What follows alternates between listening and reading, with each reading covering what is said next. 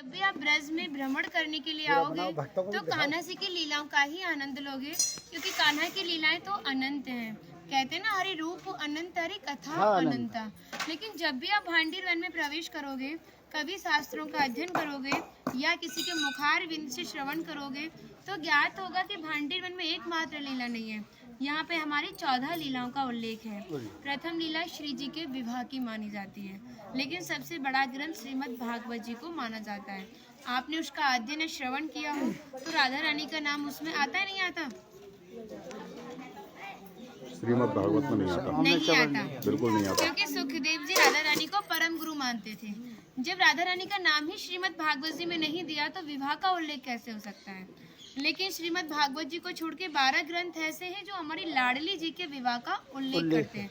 लेकिन जिस भांडीर वट के नीचे आप खड़े हो, इसका श्रीमद् भागवत जी के 10वें स्कंद के 18वें अध्याय में 22वां श्लोक कि बृहंतो बाहि मानस्य 4 यंत्रस्य गोदनम भांडीरकम नाम बटम जम्बू कृष्णम प्रोग्राम, यानी वृक्ष द्वापर युग में बहुत विशाल था, 4 योजनों में फैला हुआ था। इसकी जो सीमा थी वो 15 किलोमीटर में थी, तो इसको पंचकोशीय वृक्ष के नाम से भी जानते थे। कान्हा जी इन्हीं की शाखाओं पर चढ़ के यमुना मैया को आर पार किया करते थे। मान्यता है कान्हा जी की जो 9 लाख गाय थी दोपहर के समय इसी वृक्ष के नीचे बैठ के विश्राम करती थी।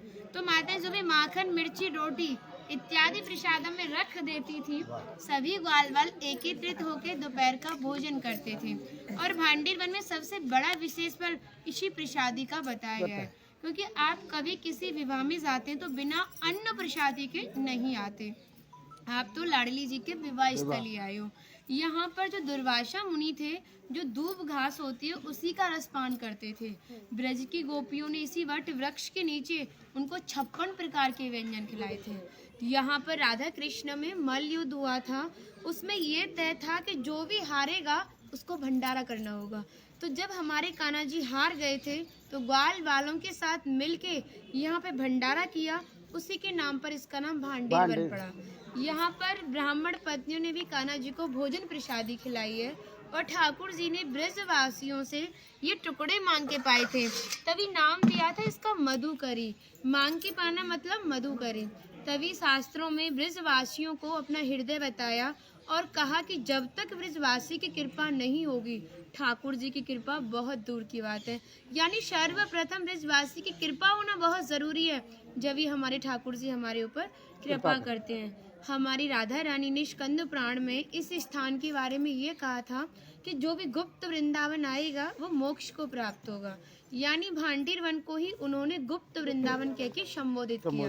तो कान्हा बोले, तुम इतनी बड़ी बात को कह रही हो, लोग पाप करेंगे और सीधे दौड़े भांडीर वन चले जाएंगे, क्योंकि आपने तो मोक्ष धाम ही भांडीर वन को कह दिया। तब हमारी लाडली जी ने कहा, नहीं कान्हा, मैं जिस पर विशेष कृपा करूंगी, जिसके प्रति मेरी भक्ति भाव दोनों सच्चे हैं और भक्त मेरी शादी में उपस्थित है।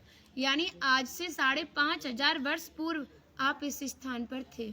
मनुष्य तो कोई था नहीं, तो अपने आप को कीड़े मकोड़े, घास फूस, पतझड़ इत्यादि अपने आप को मान सकते हो। जो भक्त उनकी शादी में उपस्थित था, वो भक्त कई बार वृंदावन आएगा, जब जाके गुप्त वृंदावन आएगा, और डायरेक्टली नहीं, किसी न किसी के माध्यम से।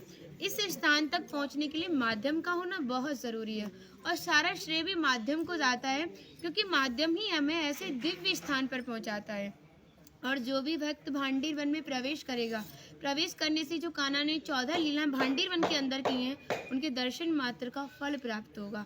और जो भी यहाँ की एक किनका प्रसादी पाएगा और एक रात्रि निवास करेगा, वो इस ब्रज गौलोक धाम से वैकुंठ गौलोक धाम को जाएगा, क्योंकि जो हमारे ठाकुर जी ने गौलोक धाम को इस 84 कोस में ही बांटा है। आप यहाँ पे जो भी दर्शन करोगे वो प्रकृति की देन के हिसाब से और मानव निर्मित दर्शन है, लेकिन आप गौलोक धाम में जो भी दर्शन करोगे वो ठाकुर जी के हिसाब से हैं। जैसे गर्ग संहिता के 6वें अध्याय का नाम है गौलोक खंड, आप उसका अध्ययन करोगे तो भांडीर वट का एक दिव्य वर्णन का अध्ययन करोगे। कहते हैं गौलोक धाम में ब्रजा नदी के किनारे भांडीर वट है, यानी यमुना मैया का नाम ही गौलोक धाम में ब्रजा है। तो यहाँ पर भी आप एक भांडीर वट के दर्शन कर रहे हो। कहते हैं लोकनाथ प्रभु जी ने कहा है कि अगर भक्त इस भांडीर वट का दर्शन कर ले, दर्शन मात्र से, स्पर्श की तो बात बहुत दूर की बात है, दर्शन मात्र से ही उसे दोबारा गर्भ में जाना नहीं पड़ता।